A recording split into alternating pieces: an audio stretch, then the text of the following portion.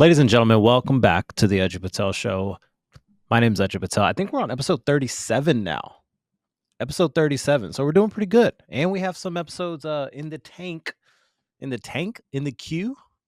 I have episodes ready to go for the next coming weeks. So luckily, I won't be missing any weeks for the next I should honestly be on track for the rest of the summer. And then by then, I think we'll be clear of 50. Uh, I'm back in Los Angeles. Finally back home after all the roller coaster events I've been telling you guys about.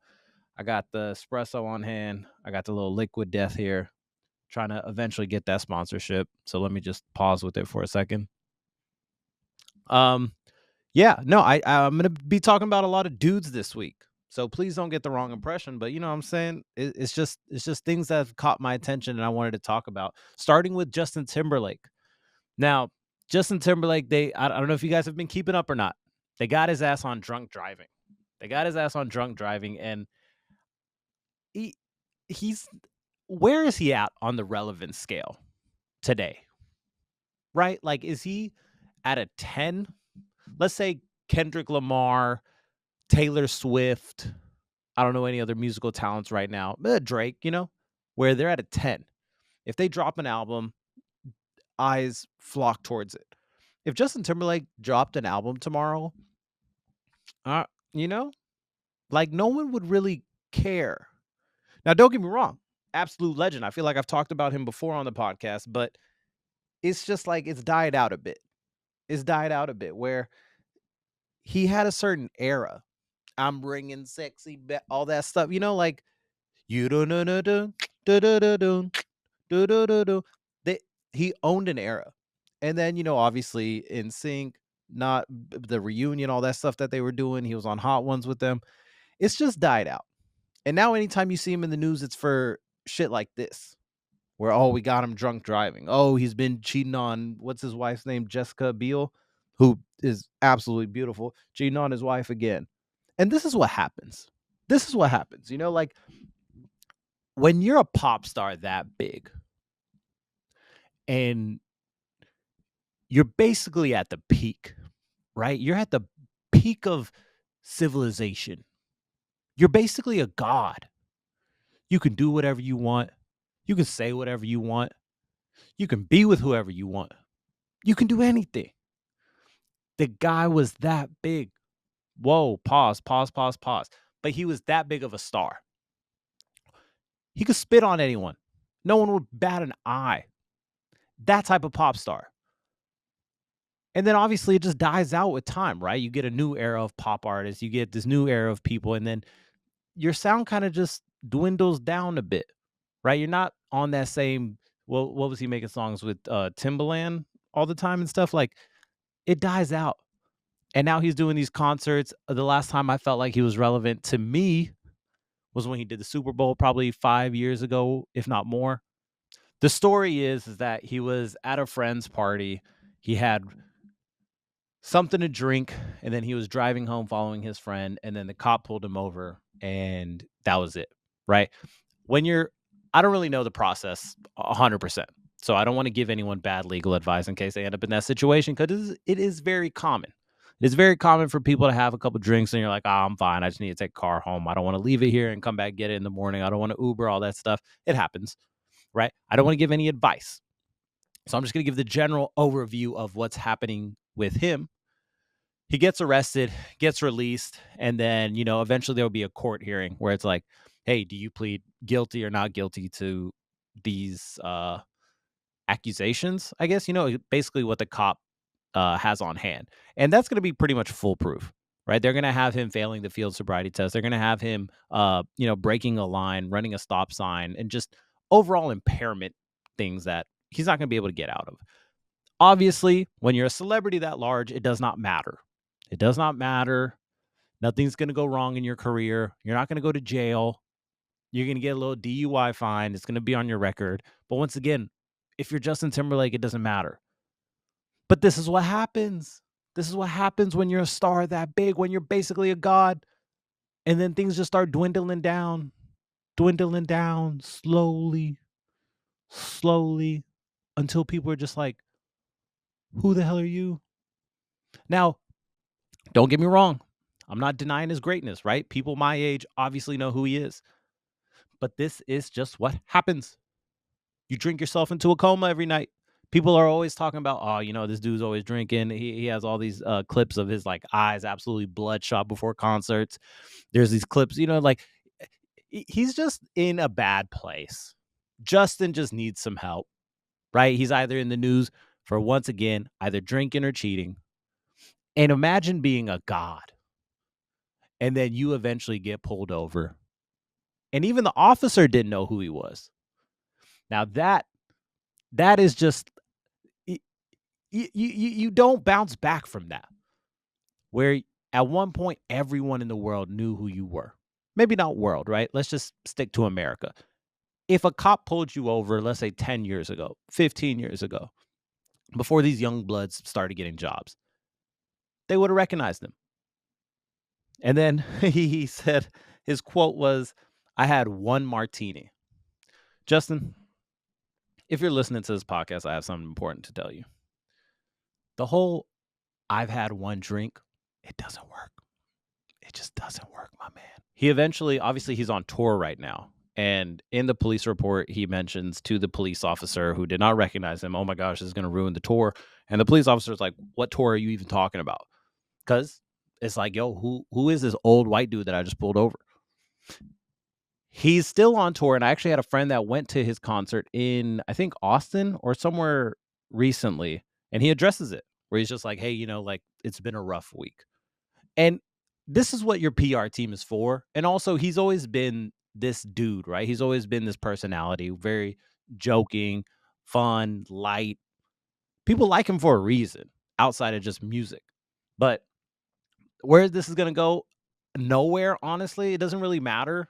I just found it interesting because shout out JT. Now then, I told y'all I'd talk about it. Bad Boys 4. Bad Boys 4, thoroughly surprised. Very thoroughly surprised that it was so good. So if you're listening to this, hopefully it's still in theaters. It's got to have at least another 2 weeks in theaters on it. But it was shocking where you go from 3 and it's like, man, I really hope they don't make another one of these. But at the same time, who says no to another Martin Lawrence and Will Smith movie? Now, Will Smith's had his share of controversy. Martin Lawrence doesn't really step into the limelight that much. So I can understand where people are just a little bit hesitant. No one's going to say no to a legendary franchise. Unless it's like Fast and Furious. We're getting to the point where it's like, all right, bro, enough is enough. But I think Rush Hour is currently in production. If someone said, yo, 22 Jump Street's coming out with another thing, no one says no to this stuff. Ocean's 14 or Ocean 17's coming out. All right, I'll take it. Because obviously cinema's been a bit stale. I think the peak of it was, I guess we had a little resurgence with Oppenheimer and Barbie. But it wasn't like the days where we were going to watch all these Avengers films, lining up, filling up a packed theater. It's okay if you don't sit with the people you're with. I just need a seat. It's the only thing that matters. I just need a seat. So Bad Boys 4. 3 things. Martin Lawrence was hilarious. The writing became so much better. And I think I would put this above 3 and 1. So starting with Martin Lawrence. Now, a lot of people don't know his body of work because it's not like it's been a stand-up special that a lot of people have watched. His stand-ups in its entireties, in the entireties, that's not a fucking word. His entire stand-up specials in the past have never been that great or funny, consistently funny. But who he is just as a comedian, whether it's his TV show Martin or how he used to host Def Jam, he's got to be, I think I would put him at the funniest dude there is. Above maybe a Chappelle. And obviously y'all know how I feel about Chappelle. I think he is my favorite and greatest stand-up comedian. But when it comes to that certain type of humor where you can just act in so many different ways. You can use your body, throw it around, be stupid, be the goofy funny, but also the kind of serious funny. I don't think anyone's on his level. They're sure, like you're out of practice a little bit, but in this movie, and I'm not going to spoil too much, but he absolutely carried it. Just throughout all the sequences where it's like, this might be getting a little stale, and then you're laughing again. This might be getting, oh, you're laughing again. Man, Will Smith's not talking. Oh, you're laughing again. Now, obviously, Will Smith will always be one of my favorite actors. This movie got some criticism because towards the end of the movie, he gets slapped by Martin Lawrence, and people were saying that that was a mockery of what Will Smith did to Chris Rock in 2022, or I think that was 2022 with the Oscar slap or Grammy slap. And honestly, shut the fuck up. Like people were getting slapped long before Chris Rock got slapped. It's almost unpractical to think that, oh, okay, like if Will Smith ever gets slapped again, then it's got to be this mockery thing. Oh, they're doing someone so dirty. Bro, it's just comedy. It's not that serious. I'm sure they try to poke a little fun at it, where it's like, oh, towards the end of the movie, we'll have this big moment right before the final sequence where he gets slapped repeatedly. Obviously, when you see the movie, you'll know what I'm talking about. But it was funny. And it was it was absolutely hilarious. There was nothing in my head that thought about Chris Rock in that moment. That moment is not that big for me. And if you're going to this movie, why what are you being so sensitive about? Like you're going there to enjoy a movie. You don't need to think about some political tie. Was this a good movie? Did I like it? Did I laugh? Did I like the story? Was there good action? Especially for this buddy cop movie era where it's kind of dying out. That's why they got to revitalize these guys that used to do it. There's no new buddy cop duo that's currently doing this. So Martin Lawrence carries. Will Smith, obviously, still a great actor in his own rights. And the action in this movie, I will say, some of my favorite action sequences. They finally give Reggie. I'm not gonna say too much. They finally give Reggie his time in the limelight. And then overall, they tie in all the other movies so well. They brought in elements of Bad Boys 1, 2, and 3 all into this movie without cramming it too much, where it's like forcing it down your throat and it's like, God damn, like, please just leave me alone. In 3, it felt like, like I could do without this. I don't really believe the story here. I don't, I'm not really getting it, but I guess I'll watch it. I guess I have to watch this movie. But if I were to rank the movies today, Bad Boys 2 is still at number 1. It's just an unmatched level of funny. I would put Bad Boys 4 at number 2, followed by Bad Boys 1, and then with a decent amount of space, and then Bad Boys 3. So if you have not gone and seen it, please go watch it. Please go watch it and let me know what you think. Kendrick Lamar hosts his pop-out concert in LA called Ken and Friends on Juneteenth. Now, obviously, this is on the heels of the most recent Kendrick and Drake beef. And, people were probably just waiting for this to happen. I think even if there is no beef that occurs, any Kendrick concert is going to sell out because it's just like people are waiting on this dude. Drake referenced it in the beef where it's like, yo, you don't really put out music for your fans. You don't really do shows and stuff. Like you just talk about you wanting to be there for your fans and whatnot, but you don't. So then this concert, there was a lot of buzz around it. And I really do wish I was in LA to go to it because it looked pretty dope. I'm not going to lie. Now, throughout the concert, he had a bunch of guests. All the clips I've been seeing on TikTok were just mainly of him doing Not Like Us, the infamous diss track against Drake. But the concert had a lot more shit than I had any clue. I was watching kind of a few more snippets on YouTube, and a lot of people came out, whether it was Tyler, the Creator, Ty Dolla $ign, Dre. Like, there was a bunch of people. This show was massive. It's obviously called Ken and Friends, so that's what there was. But it's so funny that all of that happens, But the thing that you'll see on your TikTok feed over everything is still the diss track. That's how, look, now we're getting into a weird territory here where it's like, is your song big because it's about this person, right? So are you big because the song's good, right? Is the song big because it's good, or is the song big because it's about that person? Third, does it matter? I thought it was weird. So throughout the concert, he does his hits, right? He does a couple of the diss tracks. I think it was Euphoria and whatnot. And then, of course, the moment that everyone's waiting for, Not Like Us, an absolute bop. He does it 5 times. 5 times.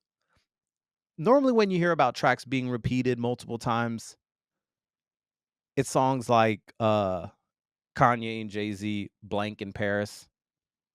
A lot of Travis Scott songs like Fiend. And you get it, right? It's one of those just rage. What's the verbiage I'm looking for? Cage rattling. You just feel like you're part of this mosh pit, and you want to repeat that song again and again and again, and you just have this energy to you. I didn't think a diss track would be something that gets repeated multiple times. Also, is that weird? But does it matter if it's a bop? It's just a weird thing that I was thinking about where it's just like, get off of Drake, you know? Like, it's just strange to me. But once again, like I said, it doesn't really matter. I don't think this puts him anywhere above Drake. I still think out of the beef, he absolutely smoked Drake. And it's okay. It's okay.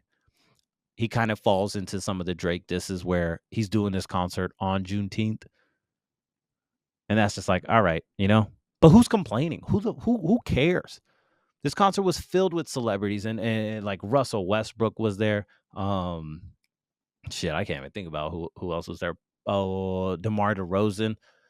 And then I'm not even gonna lie, it seemed almost, and it's gonna be labeled as so, just an iconic moment where towards the end, all these West Coast folks get on the stage and they're with Kendrick, and there's not like a fear of him getting pushed, getting shoved. Because normally, who would let that many fans/friends get on the stage with Kendrick Lamar and dance around with him for the last, probably 10 minutes of the concert, and then take a picture? It was pretty cool. I'm not even gonna lie, where it's just like, damn, bro, like this is something iconic. Where if you were at this concert, it's something that you'll probably tell people about forever. Next up, I got a brown fella that's been quite popular lately. Quite popular lately. I'm not saying I'm jealous. I'm pretty jealous. But he goes by the name Diljit. And recently he was on Jimmy Fallon. Now, I'm obviously a huge Jimmy Fallon fan. And recently I've become more of a Diljit fan, where it's just hard to argue it, you know? He did Coachella. He's been in movies. He's done the soundtrack to these movies. He's been a super cool dude. He hasn't been wilding out. He barely does any interviews because he declines to speak English for the most part. And then he does Jimmy Fallon. And what was really cool about it was just how doing that late night show is still so relevant. Obviously, when comedians get a late night talk show, so someone will either do a Jimmy Fallon bit, or sorry, not a bit. They'll do a segment on the show where they go on the show. They do probably like 3 minutes of material, but that's a big moment because I know a lot of people don't really watch these late night talk shows, but that's just our generation of people, right? Like if you're between the ages of, let's say if you're younger than 40 right now, more than likely you're not watching late night talk shows. But that's not the majority of people. A lot of people are still watching this shit, right? They still have the TV on late at night. They're just sitting there. They're paying for cable TV, so they have NBC on. I think that's what Jimmy Fallon airs on. And so it's still that iconic moment where you as an artist, whether you're a comedian, some chef, a musical artist, you get to go on this show and do maybe a 10-minute performance, and you get this massive audience. More than if you were to probably post your clip online solely. Because obviously you do this late night talk show, then you get the live audience. In addition to, you get the clips that the Jimmy Fallon show is going to post. You're going to get rights to post those clips also. And then just from that one performance, you get to have this massive net of new people. And it just felt classic. It felt classic. And almost like we're in this era where you gotta be a clown. You gotta be a clown a lot on the internet. And obviously I fully participate. I fully participate, and I know I participate. Where you gotta do the song and dance over and over and over again to try to get 100 views, 1,000 views, 1,000,000 views, whatever number you get to. And you gotta keep doing it. And the idea of that late night talk show where it just feels like if the internet didn't exist, this is the coolest thing this person could be doing right now.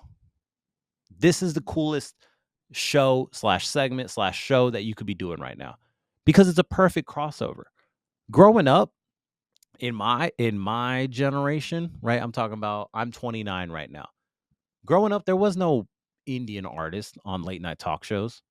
The person that we had that was closest to the American industry, and obviously that means, what that means when I'm saying the closeness to the American industry is also the relative distance to being accepted by the masses, right? Whenever you're listening to this music, whenever you're doing these cultural dances or whatever it is, if it's accepted by the masses, you'll more than likely feel more comfortable doing it. You'll feel more comfortable sharing it. People have seen it before. That's why it is less weird to them. It's now a luxury experience to go to an Indian wedding. People pay to go to an Indian wedding. But if you were to tell people about an Indian wedding back, let's say 20 years ago, people would be like, "Oh my gosh, are you crazy? Or are there elephants there?" That's probably still a question, right? A lot of the, racial stuff, but it's not that. It's not racial, it's just stereotypes. And I've always said stereotypes are just built on good data. And back then, right? It was a strange thing to talk about, whether you would not share your music, you would not share your food, people calling you Kurt, like it's just a lot of things that weren't shared because the general mass public didn't really know about it, right? You would still be seen as weird. So seeing this diligent, so back then the closest thing we had to that crossover was a guy named Jay Sean. And he literally had signed to Young Money, Cash Money. And obviously, right now, they're not the biggest label. But back then, Lil Wayne, Drake, Nicki Minaj. I'm getting called right now. What the hell is this? Let me take a quick pause. Okay. My apologies. My apologies. But I'm not in the business of really declining phone calls right now, especially when you're trying to find a job. So, like I was saying, going right back into it, where the closest thing we had back then was Jay Sean kind of breaking that wall down to say, hey, this colored person can also rap. He can maybe dance, whatnot. And then, we had some flashes in the pan. Abhishek Bachchan would do the celebrity all-star NBA game. He would embarrass us. And then we go back a couple steps. Then, Bollywood becomes much more prevalent. Even in obviously the recent era is just drowned with it as far as the clothing, the music. But I cannot remember the last time we had a Indian artist on a late night talk show. And what was also cool about it was seeing friends be like, "Oh, yo, we're gonna watch this. We're gonna watch Jimmy Fallon just to see this guy." And he didn't even do like a talking bit, right? There was no interview part. He was just a musical guest. So it's so cool to see this idea of like, yo, I got to see this live. I got to see this moment live. I don't care to see it online afterwards, which is what I did because I was like, I don't really care. I also had some other shit going on, but it's nice to see that moment still live. I know it sounds strange. I know it sounds a little bit senti, but overall, I'm a big fan. If I can somehow learn Punjabi and get him on the podcast, that would be awesome. I'm just a fan. I think he's going to be one of those artists for the next at least 10 years or so. It'd be hard to doubt it because he's already done Coachella. He's doing these late night performances on American TV. He's obviously killing it in Bollywood. I mean, I don't really know any numbers behind it, but I'm just assuming. And then also on top of all of that, people just like him. People just like him. He's a face that people like. He's doing nothing wrong, right? No one's like, oh, he's been having drug problems. Oh, he's also been doing this. Oh, he's been cheating on blah blah blah. He's not Justin Timberlake. In summary, shout out Diljit. With that all being said, I know this was a shorter episode, but I am trying to run back home so I can watch this game 7 of hockey, which, I understand. It's like, whoa, you watch hockey now? But the team came back from 0-3 deficit. I couldn't tell you which team it was, but I'm just excited to see a game 7. I'm wearing my conference finals Maverick shirt, which is I thought it was a bit, like I should just wear it one time and throw it in the back of the closet kind of thing. Hopefully it's not too frowned upon. I still haven't really talked about my final feelings on it, but I'm just going to skip over that. A 30-second thing on what's going on with me. I'm mainly trying to ramp it up on the gig side.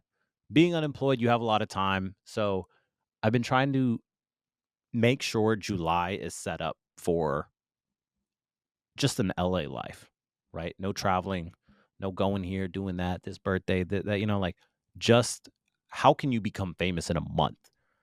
Obviously, it may not be possible, but if you try to just be as aggressive as possible, how far do you get? So that's the business I'm in right now. Other than that, ladies and gentlemen, I'll be chopping this episode up. I know we've been a little bit behind on the clips, but be sure to follow the new Instagram page. I'll be using that solely for the podcast clips and whatnot. Maybe we're just gonna keep the same TikTok, and then obviously the YouTube page is there. Don't forget to drop a like, drop a comment. I see that I see that the participation has increased, so I really do appreciate you guys for doing that. With that all being said, ladies and gentlemen, I will see you guys next week, and goodbye.